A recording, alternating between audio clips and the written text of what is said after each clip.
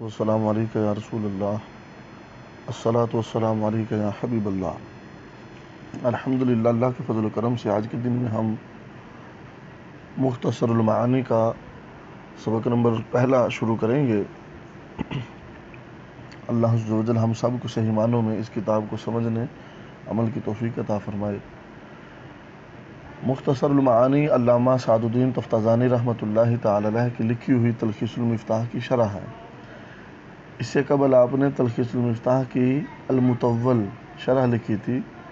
المطول جو کہ اپنے نام سے ہی ظاہرہ بڑی تفصیل کے ساتھ اور جامع مبسوط کتاب تھی، لوگوں کے کہنے پر آپ نے ان کی پریشانیوں کو حل کرنے کے لیے تلخیص المفتاح کی دوبارہ شرح لکھی، جس کا نام رکھا مختصر المعانی، اور یہ مختصر المطول کی بنسبت مختصر ہے۔ یاد رہے کہ فن بلاغت کی ان چاروں کتابوں کا آپس میں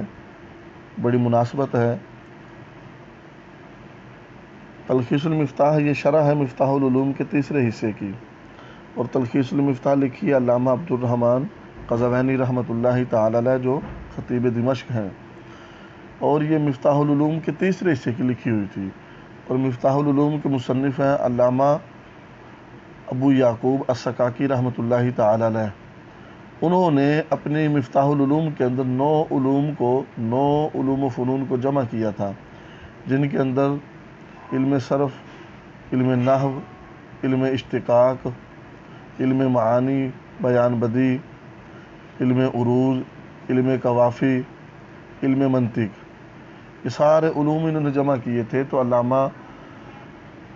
خطیب دمشق رحمۃ اللہ تعالی علیہ نے مناسب سمجھا کہ کیوں نہ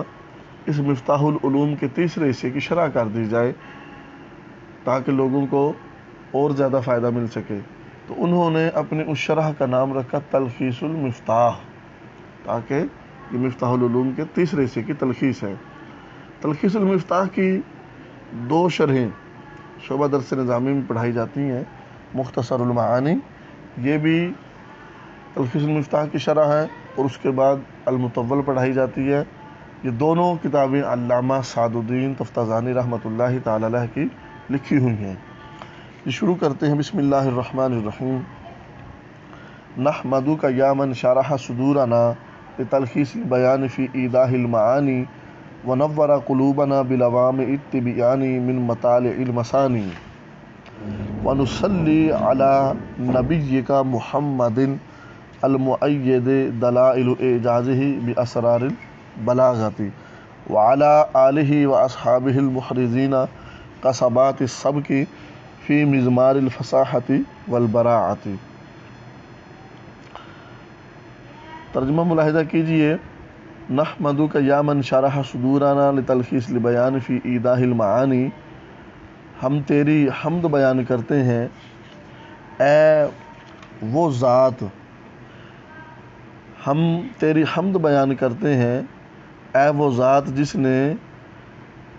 ہمارے سینوں کو بیان کو ملخص کرنے کے لیے اور ایضاح معانی کے ساتھ روشن کر دیا۔ اے وہ ذات جس نے بیان کو ملخص کرنے کے لیے ایضاح معانی کے ساتھ ہمارے دلوں کو کھول دیا۔ ونور قلوبنا بالعوام التبیان من مطالع المثانی، اور جس نے روشن کر دیا ہمارے دلوں کو چمکدار مدلل بیان کے ساتھ جو حاصل ہونے والا ہے الفاظ قرآنی سے۔ ونور قلوبنا، اور اس نے ہمارے دلوں کو روشن و منور کر دیا بالعوام التبیان، چمکدار مدلل بیان کے ساتھ، من مطالع المثانی جو حاصل ہونے والا ہے الفاظ قرآنی سے۔ ونصلی علی نبیک، اور ہم درود بھیجتے ہیں آپ کے نبی محمد صلی اللہ علیہ وآلہ وسلم پر، المؤید دلائل اعجازہ، جن کے دلائل اعجاز کے ذریعے تائید کی گئی ہے باسرار البلاغۃ، بلاغت کے اسرار کے ساتھ۔ وعلی آلہ واصحابہ المحرزین قصبات السبق فی مزمار الفصاحۃ والبراعۃ، اور ہم درود بھیجتے ہیں آپ کے آل پر اور آپ کے اصحاب پر جو سبقت کرنے والے ہیں۔ محرزین کا معنی سبقت کرنے والے ہیں یا پیش قدمی کرنے والے ہیں فصاحت و کمال کے میدانوں میں، فی مضمار الفصاحت والبراعہ، فصاحت و براعت، فصاحت و کمال کے میدانوں میں سبقت کرنے والے ہیں، پیش قدمی کرنے والے ہیں۔ جی تو ہم علامہ سعد الدین تفتزانی رحمۃ اللہ تعالی علیہ جو کہ اپنی اس کتاب میں ذات باری تعالی اللہ جل جلالہ و عم نوالہ کی حمد و ثنا بیان کر رہے ہیں، اس پر کیل و کال کریں گے۔ سب سے پہلے علامہ سعد الدین تفتزانی رحمۃ اللہ تعالی علیہ نے جب اپنی اس کتاب کا آغاز فرمایا ہے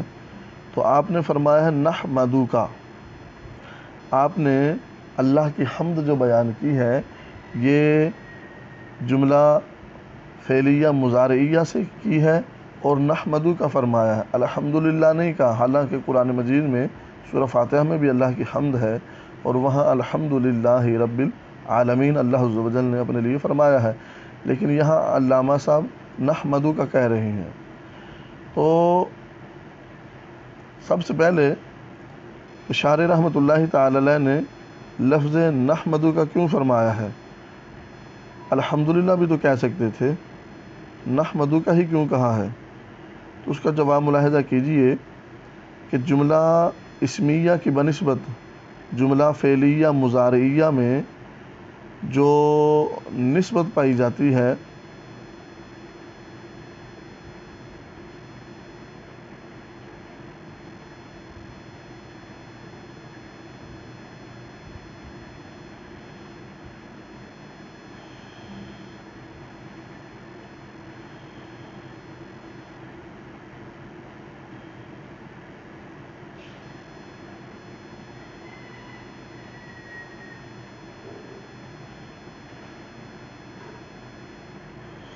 جی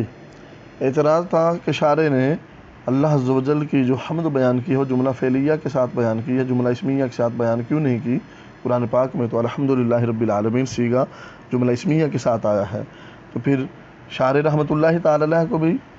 جملہ اسمیہ کے ساتھ ہی کرنی چاہیے تھی، جملہ فعلیہ مضارعیہ کے ساتھ کیوں کی ہے؟ یا جملہ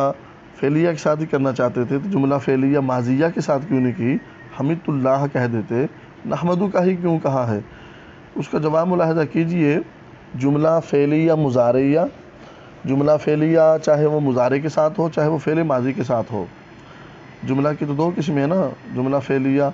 مضارع، جملہ فعلیہ ماضیہ۔ جملہ اسمیہ وہ ہے جو دوام ثبوت پر دلالت کرتا ہے، یعنی ثبوت فعل ہمیشہ ہو، اس کے درمیان میں انقطاع یعنی فاصلہ نہ ہو۔ لیکن یہ بات آپ کو یاد رہنی چاہیے کہ جملہ اسمیہ دوام ثبوت پر دلالت کرتا ہے جو اصل کے اعتبار سے جملہ فعلیہ ہو، یعنی جملہ فعلیہ کو تبدیل کر کے جملہ اسمیہ بنایا گیا ہو، جیسے الحمدللہ یہ در حقیقت حمدت اللہ، حمدت حمد اللہ تھا۔ ہر جملہ اسمیہ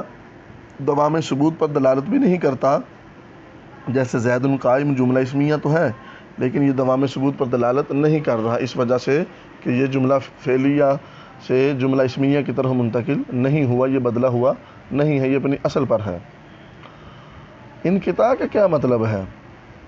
دیکھیں جملہ مضارع جو ہوتا ہے اس میں دوام پایا جاتا ہے، اس میں تجدد پایا جاتا ہے، اور اس میں کسی شے کے وقوع تعاقب پر وہ دلالت کرتا ہے کہ جو فعل ہمیشہ ہو، درمیان میں انقطاع بھی آتا ہو۔ ہم روزمرہ میں بہت سے کام کرتے ہیں، روٹی کھا رہے ہیں، پھر روٹی کھانے کے بعد پانی پیتے ہیں، پھر کھڑے ہو جاتے ہیں دسترخوان سے، پھر اس کے بعد بھی پانی پیتے رہتے ہیں، تو ہمارے ان سارے کاموں کے درمیان میں انقطاع آ رہا ہے، فاصلہ آ رہا ہے، اور یہ جملہ اسمیہ میں پایا جاتا ہے۔ جملہ فعلیہ جو ماضیہ ہے اور یہ حدث مضمون پر دلالت کرتا ہے، یعنی یہ فعل زمانہ ماضی میں فاعل سے ایک مرتبہ صادر ہو چکا ہے، جیسے ضرب زید کہ زید نے مارا، تو یہ زید نے ایک ہی مرتبہ مارا ہے، اس کا مطلب یہ نہیں کہ زید نے کئی مرتبہ مارا، یہ مسلسل مار رہا ہے۔ اب آئے جواب کی طرف۔ شارح رحمۃ اللہ تعالی علیہ نے فعل مضارع کے ساتھ اللہ کی حمد اس لیے بیان کی ہے کہ جملہ فعل مضارع میں جو دوام پایا جاتا ہے وہ مع تجدد پایا جاتا ہے، مع تجدد۔ اس کا مطلب ہے کہ یہ فعل ہمیشہ ہو، اس میں انقطاع بھی آتا ہے، تو اس میں کمال ہے کہ اللہ کی حمد ایسے ہو کہ اس بات کی طرف اشارہ ہو جائے کہ جیسے اللہ کی نعمتیں، اللہ کے احسان، اللہ کے فضل و کمالات اپنے بندوں پر ہمہ وقت مسلسل جاری و ساری ہیں۔ کوئی لمحہ، کوئی گھڑی، کوئی لحظہ، کوئی وقت ایسا نہیں ہے کہ جو اس کے احسان سے، اس کی نعمتوں سے خالی ہو۔ شارح رحمۃ اللہ تعالی علیہ بتانا چاہتے ہیں کہ ہم بھی اللہ کی ایسی حمد بیان کریں کہ جس میں تجدد پایا جائے، جس میں تسلسل پایا جائے، جو مسلسل جاری ہو کہ ہم اللہ کی حمد بیان کرتے ہیں اور یہ ایسی حمد ہے جو ہر وقت ہو رہی ہے۔ اس کے بعد اعتراض ہوا کہ نحمدو کا، شارح رحمۃ اللہ تعالی علیہ تو اکیلے اللہ کی حمد بیان کر رہے ہیں، تو انہیں متکلم کا، واحد متکلم کا صیغہ لانا چاہیے تھا، کہنا چاہیے تھا احمدو کا۔ نحمدو کا تو صیغہ جمع متکلم مع الغیر کا ہے، اس پر اعتراض ہوتا ہے کہ صیغہ جمع متکلم مع الغیر دو جگہوں میں سے کسی ایک جگہ میں استعمال کیا جاتا ہے، یا تو اس موقع پر جب فعل میں ایک سے زیادہ لوگ شریک ہوں، لیکن یہاں پر تو علامہ سعد الدین تفتزانی کے ساتھ کوئی شریک ہی نہیں ہے، تو پھر شارح نے صیغہ جمع متکلم مع الغیر کے استعمال کیوں کیا ہے؟ یا پھر صیغہ جمع متکلم مع الغیر اس موقع پر استعمال کیا جاتا جب متکلم اپنے آپ کو بڑا سمجھے۔ بھئی یہ کوئی بڑائی کا مقام بھی نہیں ہے، یہ عاجز انکساری کا مقام ہے، یہ بندے اور اس کے رب کریم کا معاملہ ہے، یہاں عبد اور معبود کا معاملہ ہے، کیونکہ مصنف رحمۃ اللہ تعالی علیہ اپنی کتاب لکھ رہے ہیں، اور جب کوئی بندہ ایسا عظیم کام کرتا ہے تو عاجز انکساری کرتا ہے، تاکہ اللہ عز و جل اپنے بندے کی عاجز انکساری سے خوش ہو کے بندے کو اس کے مقصود کو، اس کے کام کو، اس کے مشن کو پایہ تکمیل تک پہنچا دے۔ شارح نے صیغہ جمع متکلم مع الغیر کیوں استعمال کیا ہے؟ اس کا جواب یہ ہے کہ شارح رحمۃ اللہ تعالی علیہ کہنا چاہتے ہیں، اس بات کی طرف اشارہ کرتے ہیں کہ یہ اللہ عز و جل کی حمد ہے، اور وہ عظیم ہے، جلیل ہے، وہ بلند پایا ہے، اس کا مقام و مرتبہ بڑا ہی وسیع ہے، اور یہ حمد ایک ایسی چیز ہے کہ اکیلے آدمی سے نہیں ہو سکتی، بلکہ اور لوگوں کے ساتھ ملیں گے تو پھر کامل طریقے سے، اکمل طریقے سے، احسن طریقے سے اللہ کی حمد بیان ہو سکے گی، تاکہ علامہ اپنے وقت کے علماء کو، اپنے ہم عصر دوستوں کو، مشائخ کو، اپنے اقرباء کو، اعزاء کو، محبین کو بھی اس حمد کے اندر شریک کرنا چاہتے ہیں، تاکہ وہ بھی اس کار خیر میں شامل اور شریک ہو جائیں، اور اللہ عز و جل کے برکات کے حصول کے لیے ان کے لیے بھی آسانی ہو جائے۔ اس لیے علامہ رحمۃ اللہ تعالی علیہ نے واحد کے صیغہ کی بجائے متکلم کا صیغہ استعمال فرمایا ہے، تاکہ میرے ساتھ میرے دوسرے لوگ بھی اللہ کی اس حمد میں شامل ہو جائیں۔ اس کے بعد نحمدو کا،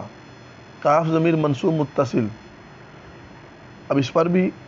معترض اعتراض کر سکتا ہے کہ شارح نے اللہ عز و جل کو کاف خطاب سے ہی کیوں تعبیر فرمایا ہے؟ اس میں جلالت باری تعالیٰ کا جو علم ذاتی ہے، اس اسم کو ذکر کیوں نہیں کیا؟ یوں بھی تو فرما سکتے تھے نا، نحمد اللہ، نحمدو کا کی بجائے نحمد اللہ بھی تو کہہ سکتے تھے۔ قرآن مجید میں ہے تو الحمد للہ ہی ہے، تو نحمدو کا سے کاف ضمیر خطاب سے ہی کیوں تعبیر کیا ہے؟ اس کا جواب ہے اللہ عز و جل کو کاف خطاب سے تعبیر اس لیے شارح نے کیا ہے کہ اس میں کمال توجہ ہے، کہ حامد اللہ عز و جل کی ایسی حمد بیان کر رہا ہے کہ حمد بالمشافہ۔ کیا مطلب؟ اللہ تعالی حامد کے سامنے ہے، کیونکہ مسند امام اعظم کے اندر امام اعظم ابو حنیفہ رحمۃ اللہ تعالی علیہ آقا علیہ الصلوۃ والسلام سے جو روایت لاتے ہیں، کتاب الایمان کے اندر جو پہلی حدیث ہے، سیدنا جبرائیل علیہ الصلوۃ والسلام بشری حالت میں حضور کے پاس حاضر خدمت ہو کے پہلے سوال کرتے ہیں یا رسول اللہ ایمان کیا ہے؟ پھر جبرائیل سوال کرتے ہیں یا رسول اللہ صلی اللہ علیہ وسلم اسلام کیا ہے؟ حضور جواب فرماتے ہیں۔ تیسرے نمبر پہ جبرائیل پوچھتے ہیں یا رسول اللہ صلی اللہ علیہ وسلم احسان کیا ہے، مل احسان کیا ہے؟ تو آقا علیہ الصلوۃ والسلام نے فرمایا ان تعبد اللہ کانک تراہ، احسان یہ ہے کہ آپ اللہ عز و جل کی عبادت و بندگی اس انداز اور اس طریقے سے کریں کانک تراہ کہ تم اسے دیکھ رہے ہو۔ اگر تم اسے نہیں دیکھ سکتے تو اس بات کا یقین رکھو کہ وہ تمہیں دیکھ رہا ہے۔ تو یہاں شارح رحمۃ اللہ تعالی علیہ بھی کاف ضمیر خطاب کو لائیں تاکہ کمال توجہ کمال عنایت حاصل ہو جائے۔ اے پروردگار ہم تیری ہی حمد بیان کرتے ہیں، تیری حمد بیان کرتے ہیں۔ نحمدو کا یا من شرح صدورنا، یا اس کے بعد شارح نے حرف ندا یا فرمایا ہے، یا حرف ندا ہے اور یہ اکثر بعید کے لیے استعمال ہوتا ہے جبکہ قریب کے لیے بہت ہی کم استعمال ہوتا ہے۔ اور اللہ عز و جل اقرب من حبل الورید، وہ تو جانوں سے بھی زیادہ قریب ہے۔ تو شارح رحمۃ اللہ تعالی علیہ کو چاہیے تھا کہ حرف ندا ایسا ذکر کرتے جو برائے قریب ہوتا، حرف ندا یا کا ذکر نہ کرتے کہ یہ تو برائے بعید ہے، بعید کے لیے استعمال ہوتا ہے۔ اس کا جواب بھی ملاحظہ کیجئے کہ شارح رحمۃ اللہ تعالی علیہ جو ہیں یہ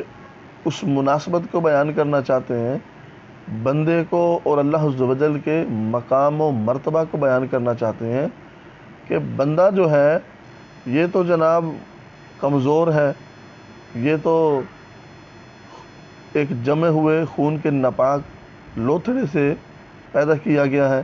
اور باری ذات جو ذات باری تعالی ہے وہ تو ہمیشہ سے ہی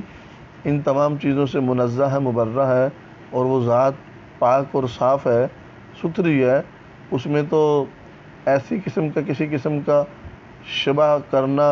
شک و تشکیک میں مبتلا ہونا ہی ناجائز اور گناہ ہے۔ شارح رحمۃ اللہ تعالی علیہ اس چیز کو ملحوظ اور مد خاطر رکھتے ہوئے کہ بندہ کمزور ہے، سراپائے عجز و انکسار ہے، اور بندہ جو ہے بندے کی حقیقت یہ ہے کہ وہ ایک ناپاک خون کے لوتھڑے سے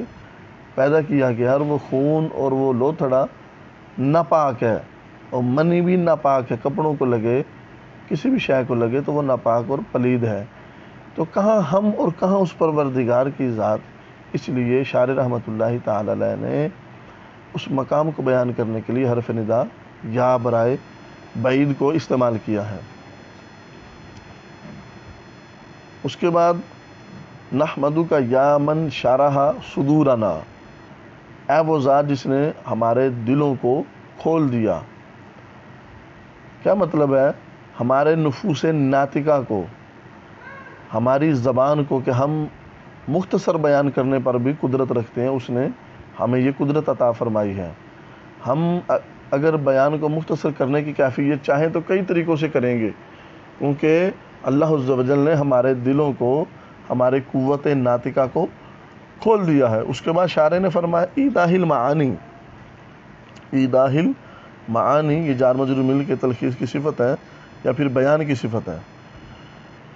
تو یہاں پر شارح رحمۃ اللہ تعالی علیہ بیان کر رہے ہیں کہ ایضاح معانی، معانی کی وضاحت کے ساتھ اللہ عز و جل نے ہمارے دلوں کو مختصر بیان کرنے کے لیے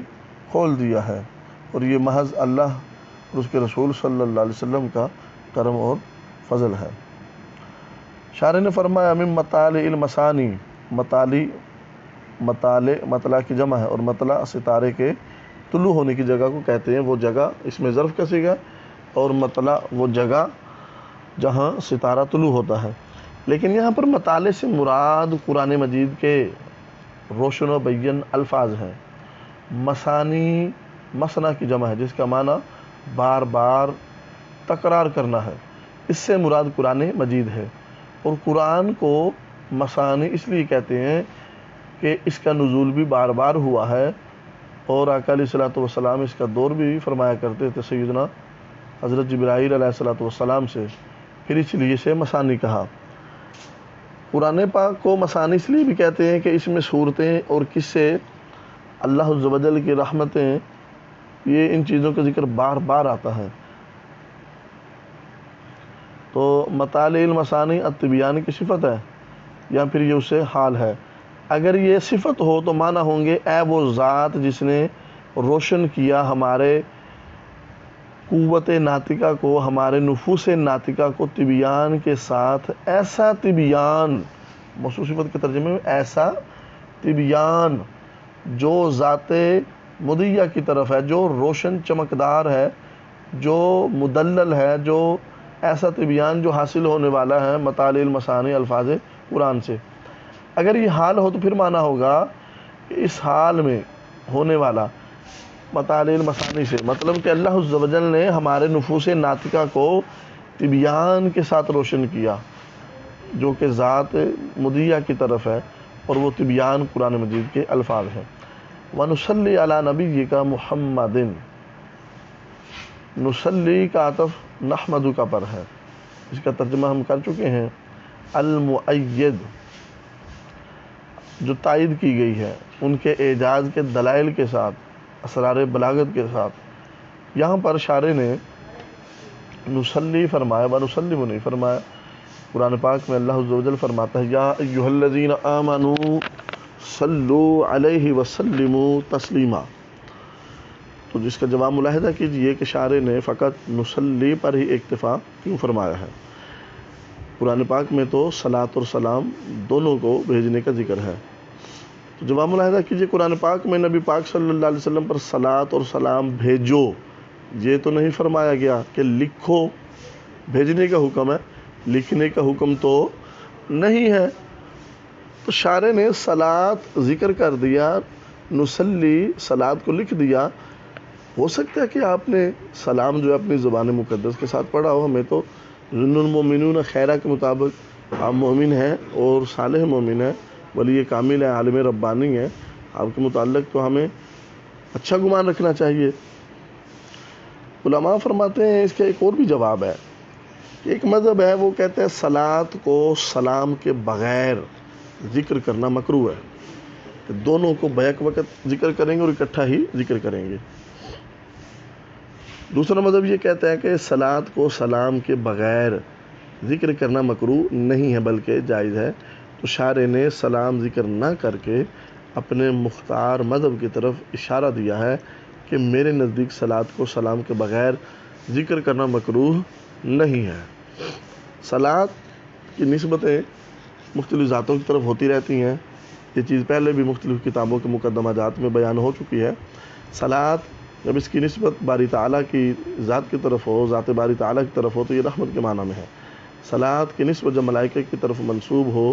تو اس کے معنی استغفار ہیں، بخشش ہیں، اور جب صلاۃ کی نسبت بندے کی طرف ہو، عبد کی طرف ہو تو طلب رحمت یعنی دعا،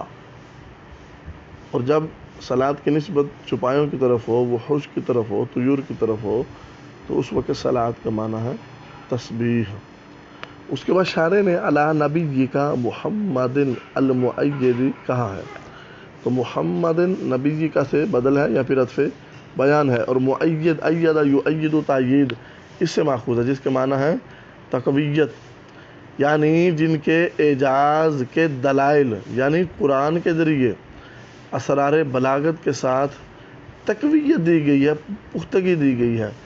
قرآن پاک آقا علیہ الصلوۃ والسلام کا معجزہ ہے، اس میں کسی قسم کی تشکیک اور شک نہیں ہے، لیکن اس بات میں اختلاف ہے کہ یہ معجزہ کس حیثیت سے ہے اور کس وجہ سے ہے۔ بعض لوگ کہتے ہیں قرآن شریف معجزہ اس لیے ہے کہ اس میں غیب کی خبریں ہیں، اس میں صبح قیامت تک کی اور قیامت کے بعد کی خبریں دی گئی ہیں۔ بعض لوگ یہ کہتے ہیں کہ قرآن پاک معجزہ اس لیے ہے کہ اس میں اعلیٰ درجے کی بلاغت ہے، تو شارح نے اسرار البلاغہ ذکر کر کے اپنے مختار مذہب کی طرف اشارہ کر دیا کہ قرآن پاک معجزہ اس لیے ہے کہ اس میں اعلیٰ مرتبے کی بلاغت اور فصاحت ہے۔ وَعَلَىٰ آلِهِ وَأَصْحَابِهِ الْمُحْرِزِينَ كَثَبَاتِ الصَّدْقِ فِي مِضْمَارِ الْفَصَاحَةِ وَالْبَرَاءَةِ۔ شارح نے وَعَلَىٰ آلِهِ ذکر کر کے اس بات کی طرف اشارہ دیا کہ میں سنی ہوں اور سنی بھی صحیح العقیدہ ہوں، اور آقا علیہ الصلوۃ والسلام اور آپ کی آل اور آپ کی اصحاب سے محبت کرنے والے ہیں، محب اہل بیت ہیں۔ شارح نے اس بات کی طرف اشارہ دیا کہ میں سنی، کیونکہ جو غیر سنی لوگ ہیں وہ نبی پاک صلی اللہ علیہ وسلم پر اور آل کے درمیان اعلیٰ ذکر نہیں کرتے، وہ فرق بیان کرتے ہیں اور اپنے پاس سے من گھڑت حدیث پیش کرتے ہیں، من فرق بینی و بین آلی بعلا فلیس منی۔ اس حدیث کا اہل سنت مسلک اہل سنت و جماعت کی طرف سے یہ جواب دیا جاتا ہے کہ پہلے نمبر پر تو یہ حدیث صحیح نہیں ہے بلکہ موضوع ہے۔ اگر مان بھی لیں کہ یہ حدیث صحیح ہے تو پھر اس کا معنی وہ نہیں جو غیر سنی لیتے ہیں، بلکہ مطلب یہ ہے کہ جو شخص آپ صلی اللہ علیہ وسلم کے درمیان اور آپ کے آل کے درمیان حضرت علی رضی اللہ تعالی عنہ کے ذریعے فرق رکھے گا اور ان کو نہ مانے گا، وہ شفاعت سے محروم رکھے جائے گا۔ اس کے بعد شارع نے کسبات سب کہا، کسبات کسبہ کی جمع ہے اور کسبہ السہم کو کہتے ہیں، چھوٹا تیر۔ قدیم زمانوں میں جب کسی میدان میں دوڑ لگتی تھی، گھوڑوں کو دوڑایا جاتا تھا تو میدان کے آخری کونے میں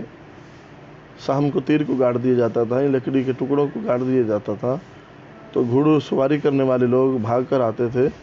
اور اس سبق کو اٹھا کے، اس چھوٹے تیر کو اٹھا کے واپس لوٹتے تھے اور ان کے ہاتھوں میں وہ تیر، وہ لکڑی کے ٹکڑے اس بات کی نشانی اور علامت ہے کہ یہ جو جوان ہے یہ سب سے پہلے آیا ہے، سبقت لے گیا ہے دوسروں سے۔ کسبات السبق، یہ کسبات کی جو السبق کی طرف اضافت ہے دال کی وجہ سے، یہ مدلول کی طرف ہے اور اس سے مرادہ پیش قدمی، کیونکہ زمانہ قدیم میں رواج تھا کہ لوگ گھوڑا دوڑاتے تھے۔ تو معنی یہ ہوگا کہ فصاحت و بلاغت کے میدان میں ان لوگوں نے بھی گھوڑے دوڑائے ہیں۔ یقینی بات ہے حضور آقا علیہ الصلوۃ والسلام کے صحابہ ہوں اور کیا کمال شان ہو ان کی، یہ وہی مقدس ترین ہستیاں جن کے بارے میں آقائے دو جہاں صلی اللہ علیہ وسلم نے ارشاد فرمایا،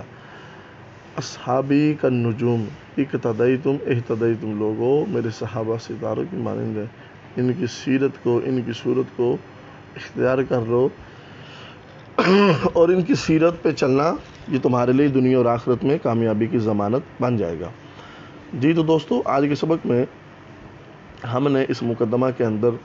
جو کیل و کال کی ہے، اس پر جو اعتراض جواب تھے وہ سارے بیان کیے ہیں اور اس عبارت کا ترجمہ بھی کیا ہے۔ بعد کے بعد انشاءاللہ ہم دوبارہ سبق پڑھیں گے۔ اگر دوران سبق کوئی غلطی کوتاہی ہوئی، اللہ اپنے حبیب کے صدقے زبان کی کوتاہی کی وجہ سے یا ہماری اپنی عملی کوتاہی کی وجہ سے معاف فرمائے۔ وما توفیقی الا باللہ۔